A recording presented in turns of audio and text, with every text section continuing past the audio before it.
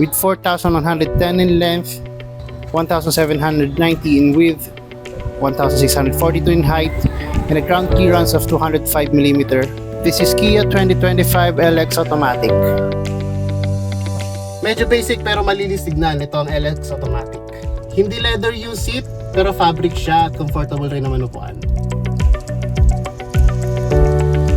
For the steering wheel, meron tayong audio control and meron din tayong cruise control.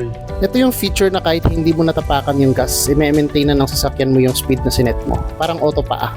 Meron din tayong 8-inch infotainment with Bluetooth and Android Auto with Apple CarPlay, which is lagi natin hinahanap lalo na sa mga bago sasakyan ngayon.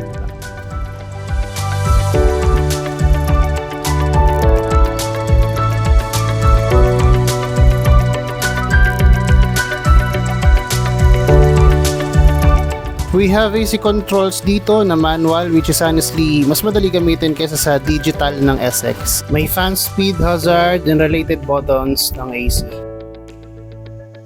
At ang aircon niya, vertical alignment siya, hindi siya tulad ng mga usual na sasakyan na naka-horizontal yung alignment. And for the shift, syempre dito yung park, reverse, neutral, drive, and pwede mo siyang i-tilt pakaliwa para sa manual speed or manual shifting gear mo. And for the handbrake, as usual, madali lang siyang iangat at i-release. Siyempre yung lights, meron ka rin lagayan ng iyong shades. And of course, yung sunshade natin na may vanity mirror. Para kung gusto mong paganda, pwede ka dito magpaganda. Then the window controls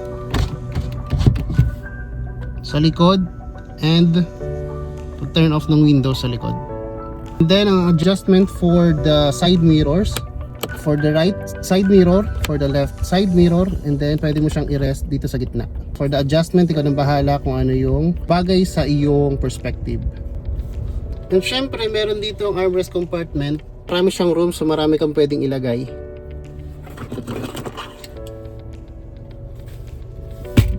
Okay, so likod naman, pupunta tayo. 1, 2, 3. Woo! Dito naman sa likod, maraming room.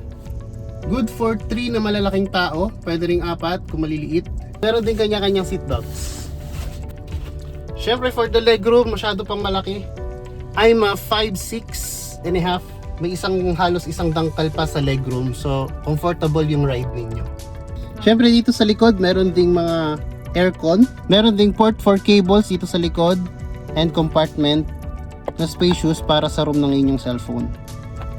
At dito naman sa likod, malawak, kasya ang 385 liters na bagahe.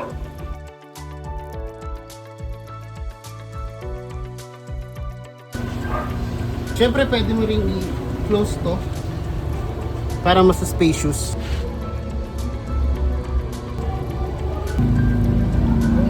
For the engine, ito naman.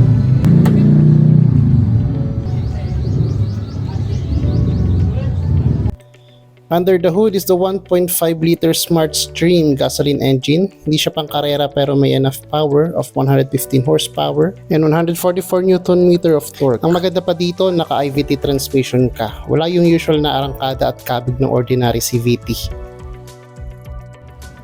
Tipid rin to sa gas, mga around 15 to 18 km per liter sa highway.